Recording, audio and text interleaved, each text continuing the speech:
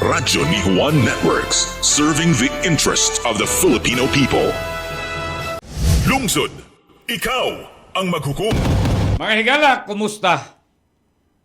Kinsa man ang naghupot sa dakong parte sa bahandi sa atong nasod.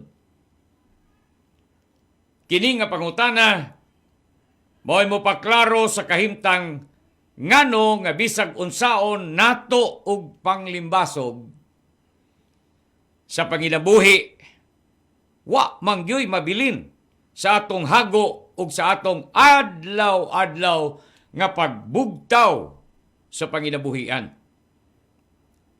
Dini nagduwa ang kahakog sa kapitalismo o ang iyang paghakop sa bahandi sa kalibutan o sa nasod. Kung sabahin pa sa Pilipinas, mga higala kagahapon, gimantala samantalaan sa mga bandianong hutong, mantalaan sa Forbes magazine, ang mga nag-una nga napulo ka mga kwartahan nga pamilyang Pilipino.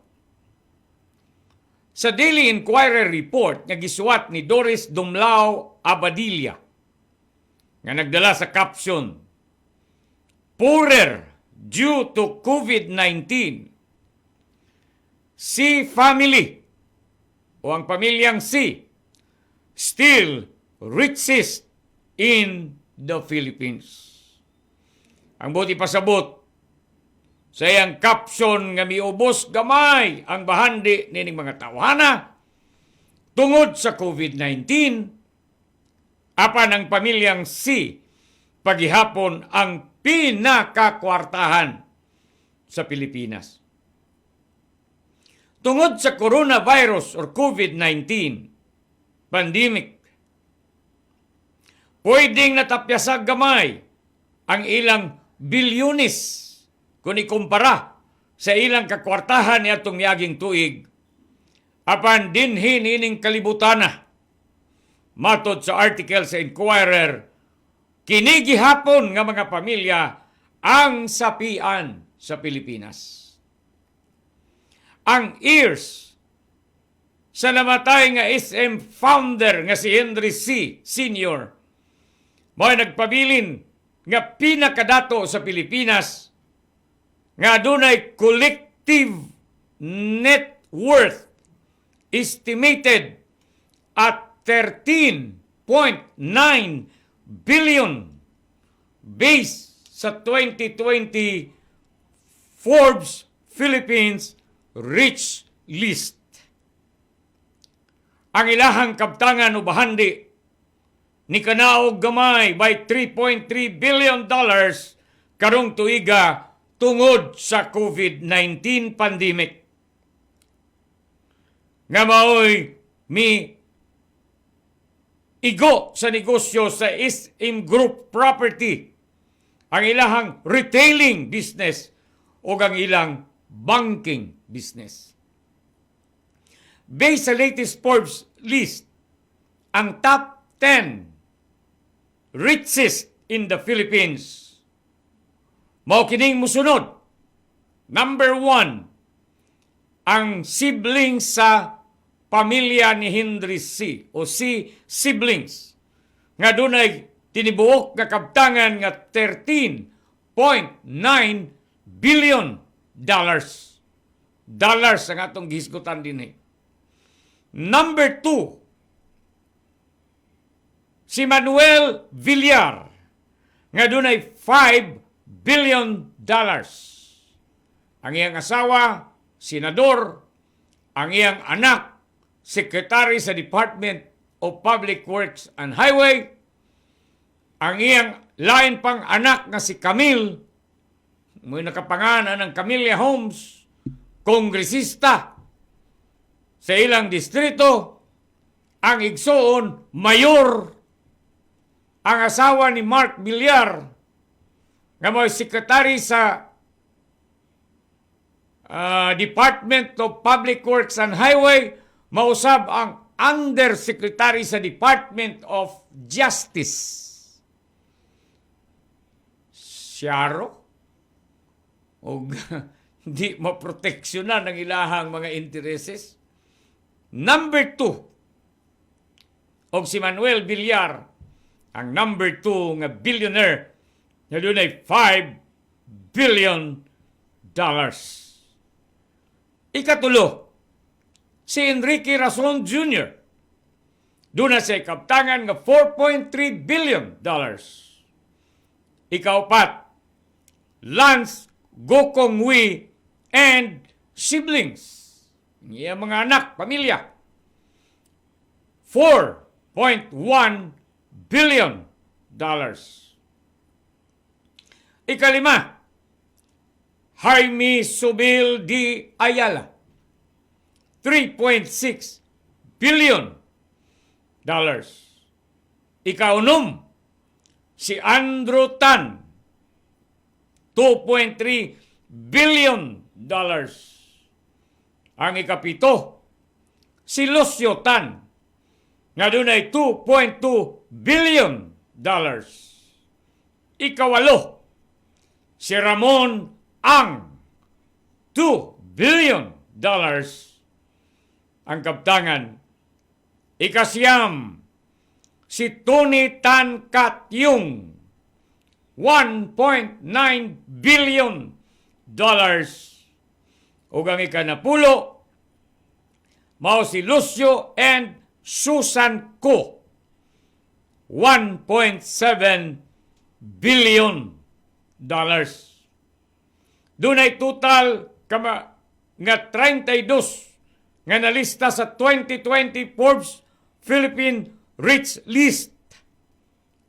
Nga dunay nakitang network nga niubos gamay sa overall apan kwartahan paghihapon sila sa tibok Pilipinas.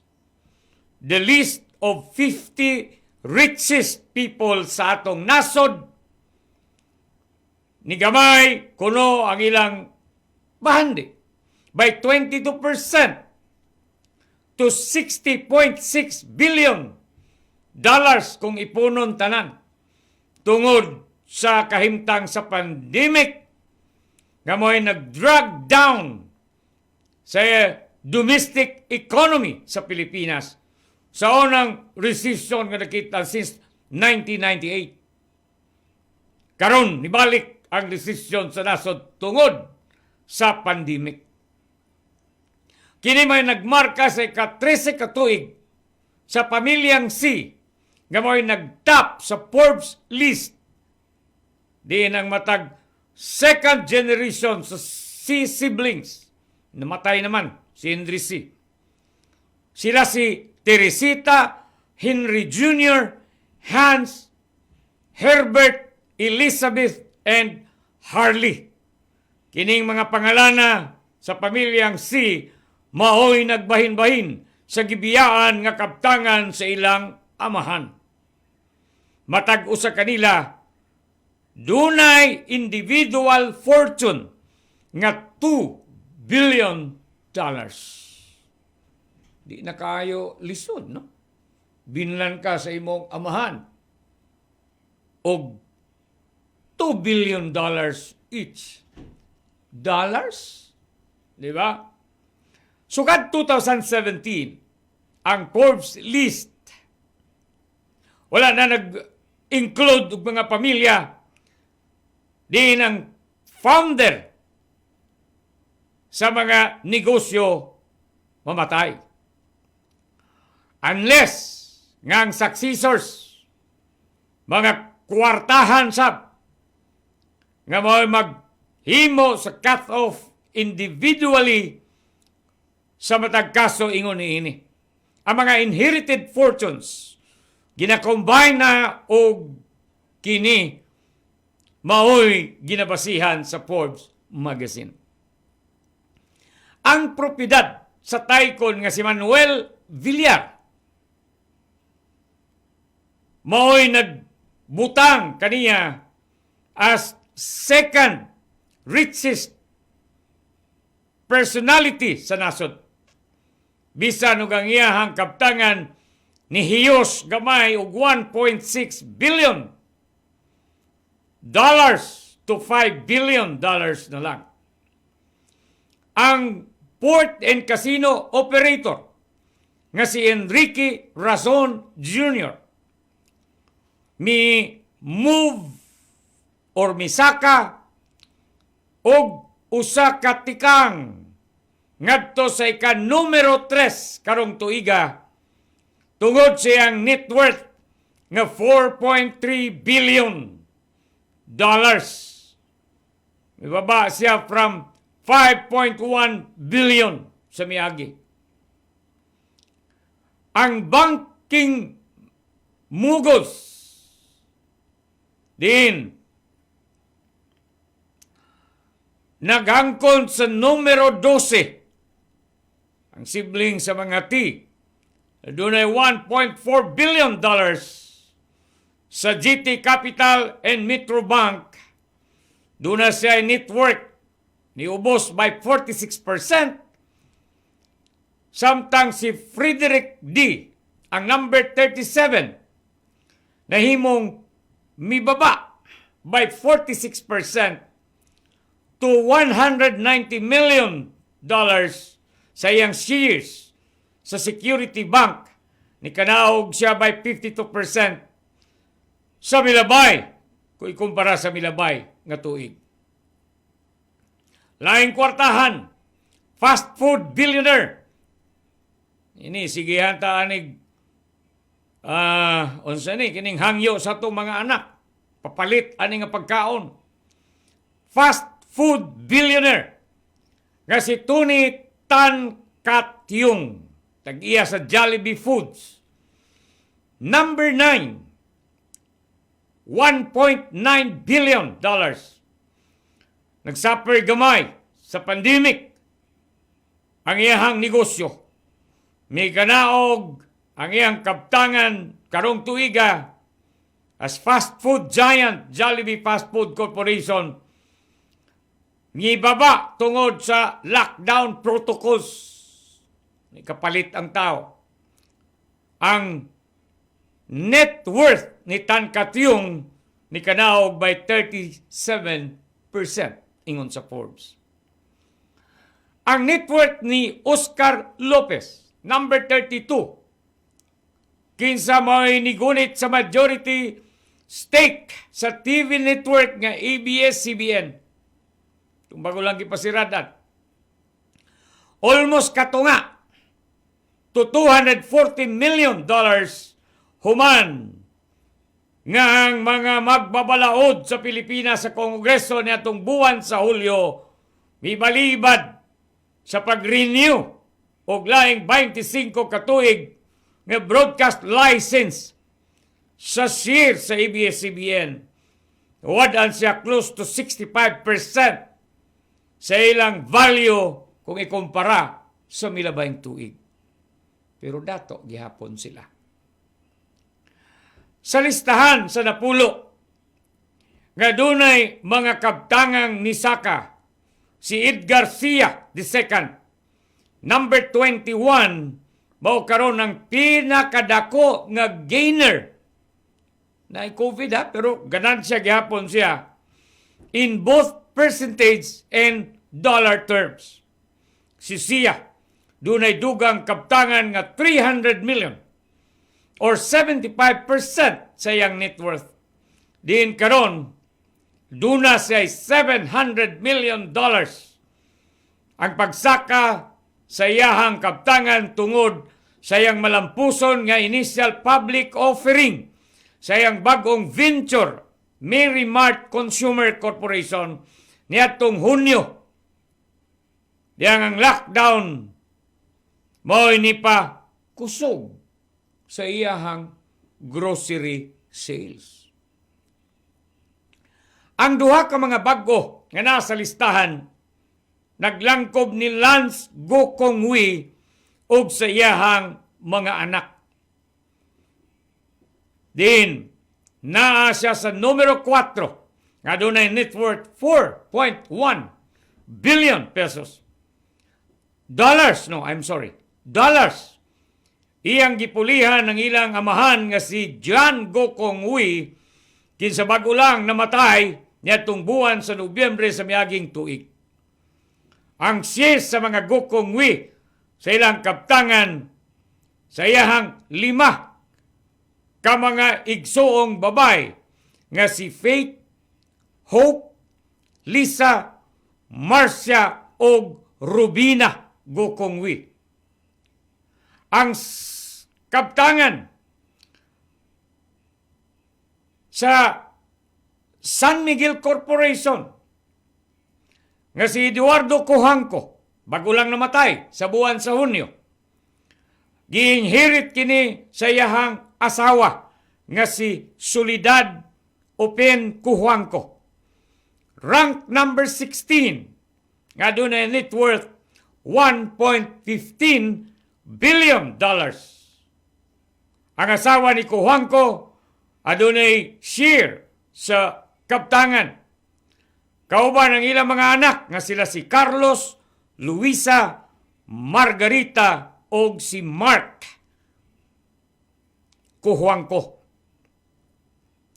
Unom pa ka mga mangalan ang mi drop off sa listahan. Sila mao si Edgar Saavedra sa Megawide Construction. Megawide share mi kanaog by more than 65%. Human sa reporting sa first half net loss nga 390 million pesos or $8 million. Ang Megawide co-founder nga si Michael Kusikin na nilansang sa listahan di nang iyahang kaptangan ni tablara by earlier nga sale sa iyahang share sa kompanya. Si Kusikin, ika-40 nga dunay net worth nga $175 million. Upat ka mga tycoons ang nibalik sa iyahang karaan nga pwesto o kinitungod sa pag-ubos sa cut-off.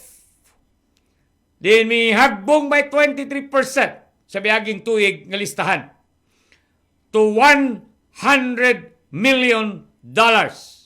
Kinsa man ni sila? Michael Romero, number 46, dunay $135 million sa iyang global port 900. Si Luis Virata, kaduha, number 48, $115 milyones sa iyahang Nickel Asia. Michael Aboitis, number 49, $110 million sa Aboitis Equity Ventures. O Lourdes Montinula, ang number 50, nga dunay $100 million. Uy, siya di ang tag-iya sa Far Eastern University or FEU. Nang eskwelahan nga makita nato sa Superhighway, ang bag-o diya, FEU, iyahana ni Lourdes Montinula. Ang listahan, compilation kini gamit ang information gikan sa mga individuals, mga stock exchange, analyst, private database, government agencies o ubang sources. Ang net worth gibase kini sa stock prices and exchange rate sa mga close of markets as of August 28, 2020. Motong cut-off. Mga pribadong kompanya, gi-value kini pinagi sa paggamit of financial ratio and other comparison with similar publicly traded companies. Kay kani nga mga pamilya nga atong giskutan sa unahan na nag-iya sa mga dagkong kompanya sa Pilipinas ug sa abroad. For example, mga napod sila yung mga negosyo outside sa Pilipinas. Kaya mga malls na po na dito sa ubang mga nasod. Mga higala, di naman tingali, ipangutana pa kung kinsa sila o ngano nga kwartahan sila. Kung ikumpara sa bulsa sa sobra 110 million Filipinos nga populasyon sa Pilipinas karon.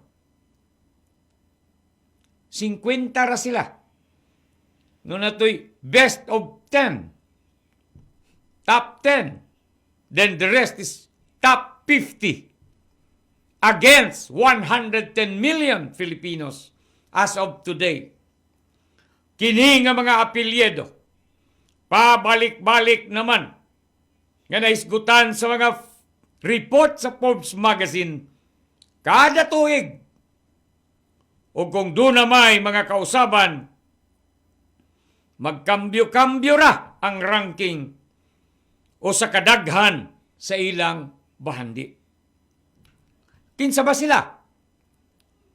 Sa atong ekonomiya, sa atong politika, o sa atong kultura. Maingon ba nato nga sumpay sila sa kahimtang nga atong gisagubang karon? Masulti ba nato nga sila ang nagdala sa kumpas sa atong kahimtang nga mas dakong bulto sa populasyon sa Pilipinas? Ang nabuhing nanginabuhi nga mga kita, kakhatuka o hamoy sa tudlo? Akong tubag, oo, sila ang nagbulsa sa dakong parte sa bahandi sa nasod. Samtang kita nga gagmayng katawhan, morasab ang nakadawat sa gamayng bahin, nga gibahin-bahin nato nga mas daghan. Sila ang naong sa konseptong kapitalismo. Di ng kapital, mo'y mahukmanon, asa mo paingon ang dakong bahin sa ganansya nga namugna. Ang ganansya mo'y anak sa gihiusang kapital o sa kusog.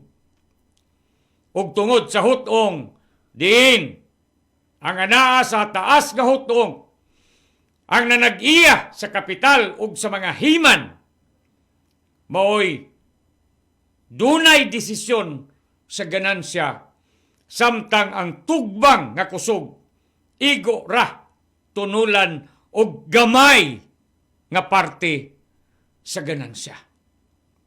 Gani, sa pag-ila, ang tugbang sa kusog, gikonsidera ra nga cost of production, cost of labor, cost of expenses. Ingon ana ra ang pag-classify sa atong kusog pamuo diha sa kapital o ganansya. Nagets ninyo?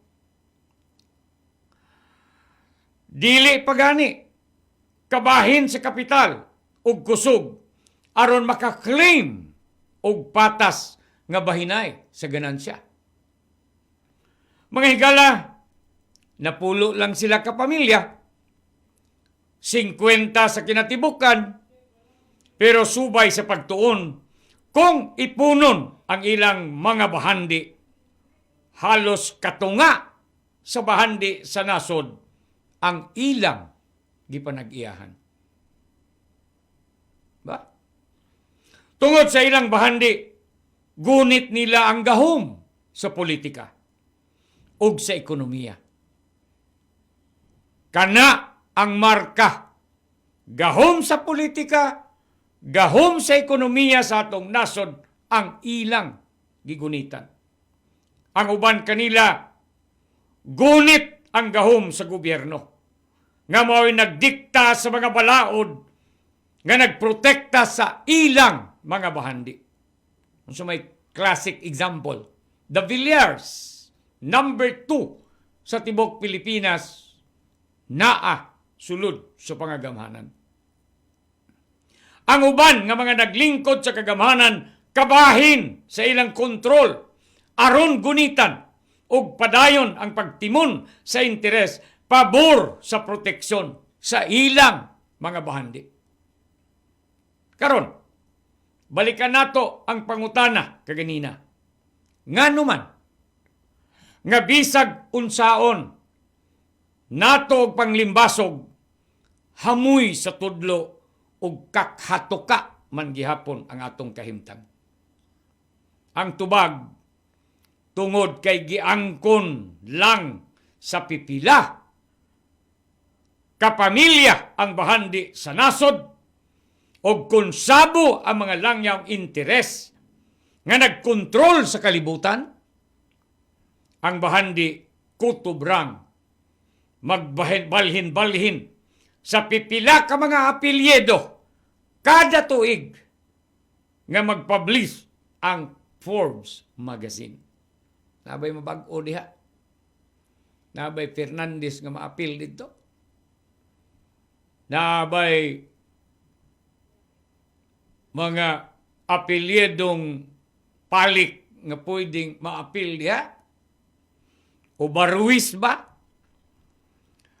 Akong pangutana, tungod ba kay kwartahan sila, matawag na ba nato sila nga kugihan kay nato nga igo rang nagbutang sa atong kusog aron sila ang muhakot sa ganansya sa ilang kapital. Tungod ba kay anaa ang ilang kahimtang sa hataas nga hutong sila ra ang gipanalanginan sa Dios o kay kita kabusman uyamot tinunglo kita sa Ginoo? Sugot mo ana? Dili na tinuod tungod kay ang nagtimon sa tanan mao ang kahakog sa bahandi. Lungsod, ikaw ang maghukom. Lungsod, ikaw ang maghukom. 4 minutos na, milabay sa 1:00 sa hapon. Tapyas lang ko gamay ha, gamay lang yun. Basahon na nato ni mga text messages nga gipadangat din maluoy sabtaan Gikan kay texter 1030, ingo pa niya maing udtudong og sa radyo ni Juan. Ang mga pamilyang si og uban pang mga bilyonaryo niya karon sa atong nasod sa Pilipinas, wala na sila'y mga busganan kay konsabo pod nila ning nagpadagan sa renda sa atong gobyerno nga mga kurakot. Tanawa ragod ang kwarta ni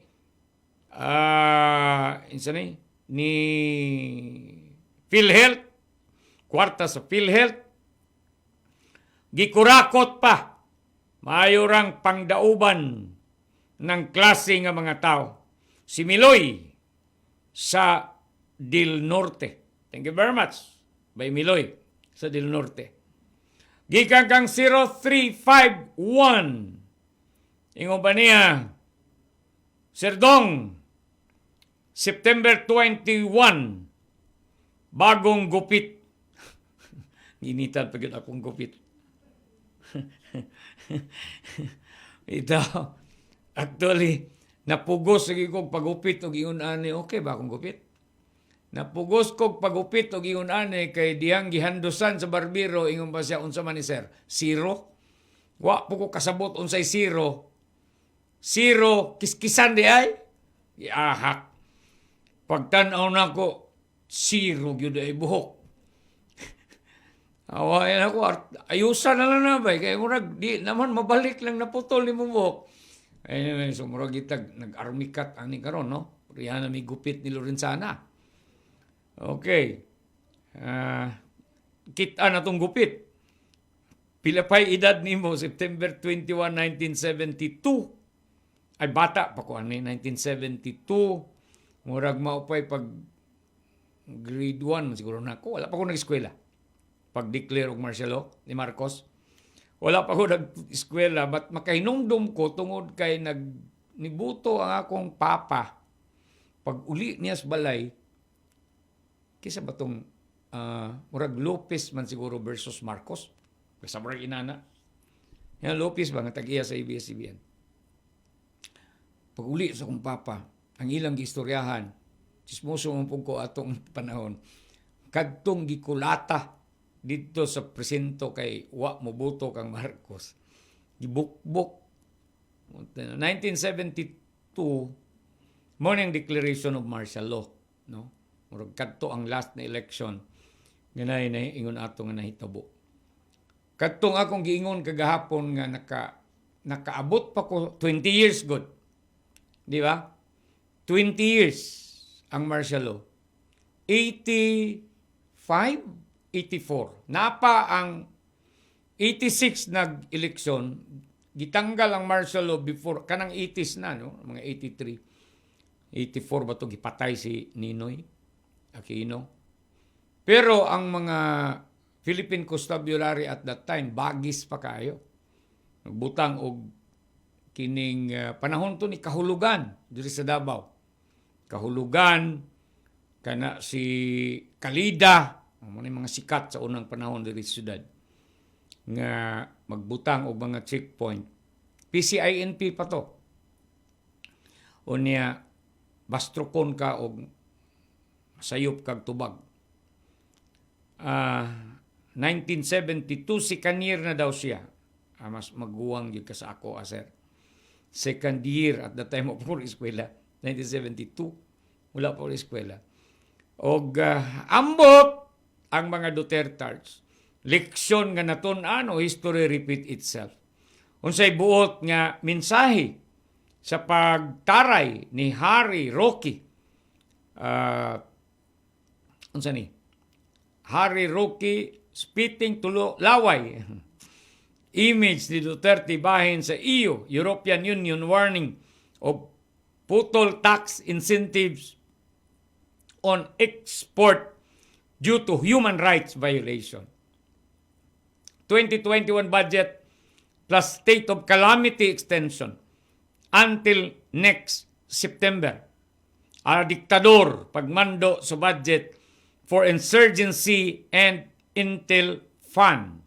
Kuplat sa speakership headed by Congressman Pulong Duterte because of pork barrel. Pira-pira nasad again. Sir Dong and RNJ diehard, kumusta? Viral ang komento gikan diha sa Davao Province from the former speaker. Sa sunod na presidente, dapat daw pumili tayo ng may utak. From this line, kinsay maigo sa bato-bato sa langit. Pwede si Cory, Irap, others to compare the utak of Marcos as he was remembered kahapon. You mentioned po ang PC o if tama ako, si Suljin Kalida, dating PC. Yes. No, dili ang Suljin. Katong yang maguwang nga kasi ni Kalida nga general, nahimo siyang mayor diha sa Gunoy. Kani Suljin, murag manghod ni siya. The Bartap Natser, hindi pasang awa lawyer, turned president of the Republic. The original martial law dictator, Mind and the Kapier and others. The latest banat kay BP o katong concerned citizen nga kritiko sa iyang admin, especially COVID-19 response. Yes, they are doing their best, but their best enough. Their best, tama ba o kinahanglan i-modify from the opinion, from the ground, dictator/militaristic approach, effective ba in flattening the curve or shift to community-based approach to flatten the fear of pandemic and economic crisis? Unwise to spray pesticide, tanan, human, Ayan. Gikan ka na kang 0351 ang texter. Okay? So 12 minutos na ang gikalta sa dihala sa taura, kutob sa ato mga text messages. I'm sorry sa uban. Hindi na ito mabasa. So, alauna 12. Si Tia Nini na musunod. Karoon taw-taw, tingin ninyo. Para sa tulumanong Dear Sam Juan. Wala tayo kong panahon sa pagkaginod sa unahan sa ngalan sa kinatibuk ang puwersa sa News and Information Center. Jan De La Torre, Romel Verdida, Ryan Fernandez and Jimnel Pudi. Sa transmitter site, Mamerts Taradil, Ray Barruiz and Carlo Palik. Tanan-tanan ka mga naglangkob sa itong tulumanon lungsod, ikaw ang maghukom. Lungsod, ikaw ang maghukom. Adlawng Martes, Pizza 22 sa buwan sa Setyembre, tuig 2020. Ako si Dodong Solis, mayong salamat. Maayong hapon, Pilipinas. Lungsod, ikaw ang maghukom. Radyo ni Juan Networks, serving the interest of the Filipino people.